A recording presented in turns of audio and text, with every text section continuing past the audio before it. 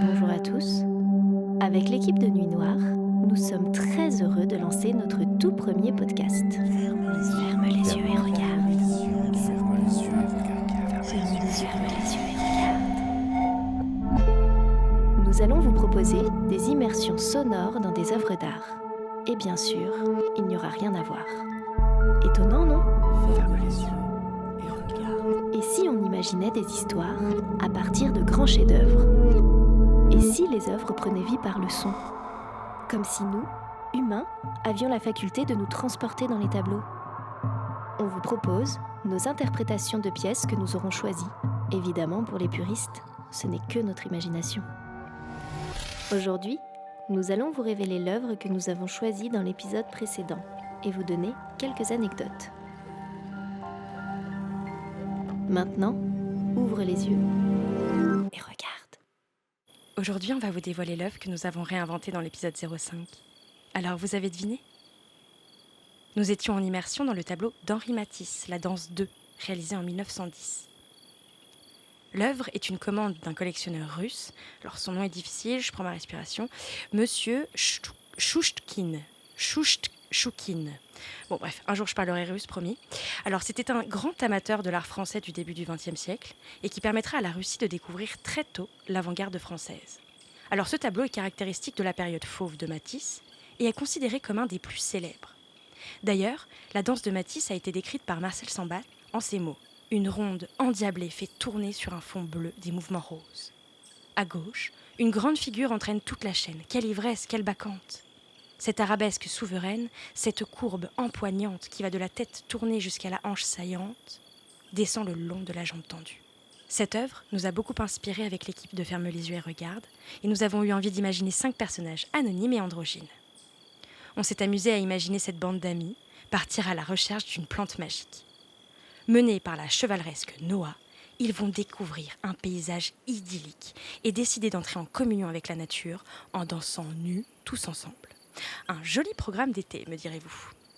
Maintenant, c'est l'heure d'accueillir notre invité de prestige, Monsieur Henri Matisse lui-même.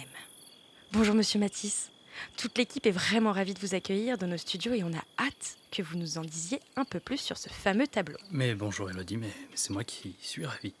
Avec plaisir pour vous en dire plus. J'ai peint ce tableau il y a plus d'un siècle, mais j'aime toujours autant en parler. Tant mieux car on a plein de questions à vous poser. Pour commencer, pourquoi la danse? Je sais que votre plus grand amour est la peinture, mais j'ai comme l'impression que la danse a une place toute particulière dans votre travail, ou même dans votre vie d'ailleurs. Ah oui, j'adore la danse. Je trouve ça merveilleux d'observer ces corps en mouvement. La danse, c'est le rythme, c'est la vie. Et quand ce collectionneur russe m'a fait cette commande, je me suis souvenu de mes dimanches après-midi au Moulin de la Galette, où je regardais les gens danser. Je regardais les gens danser, tout simplement, oui. Et je me suis surtout inspiré de la fin de ces danses, où il se trouve la farandole qui avait lieu à la fin. C'est un spectacle extraordinaire. Il y a une musique sautillante, les gens dansent, les gens sont gais, enfin certains plus que d'autres, vous me direz, sûrement. Mais et ils se tiennent par la main et ils courent à travers toute la salle, et tout ça en chantant le même air. Et même moi, en le peignant, je me suis pris à chanter le même air. Dis donc, ça me donnerait presque envie d'y aller. Et quand on vous voit en parler avec les yeux qui pétillent, on se rend bien compte que c'est un spectacle qui a laissé une forte empreinte dans votre esprit. Et je trouve que votre tableau est vraiment un bel hommage. Mais merci, ça me touche beaucoup, oui. Et vous allez me dire que je suis peut-être un peu trop curieuse, mais une question me pique la langue. Est-ce que vous participiez vous-même à ces fameuses farandoles? Pour aimer la danse à ce point, il faut la pratiquer un peu, non? Alors, écoutez, Elodie, je vais vous faire une petite confidence.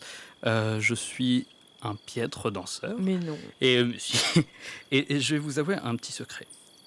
Alors, j'ai pris des cours en cachette, en privé, pour avoir le courage d'aborder une femme sur la piste de danse, qui en l'occurrence, plus tard, deviendra ma femme.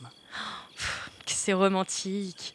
Donc il s'agit bien d'Amélie Parère qui vous donnera 2 beaux enfants. Oui, Jean en 1899, c'était un an après notre mariage, et Pierre en 1900. Mais alors dites-moi, j'ai lu une anecdote plutôt palpitante sur les réseaux sociaux du Musée d'Art moderne à Paris.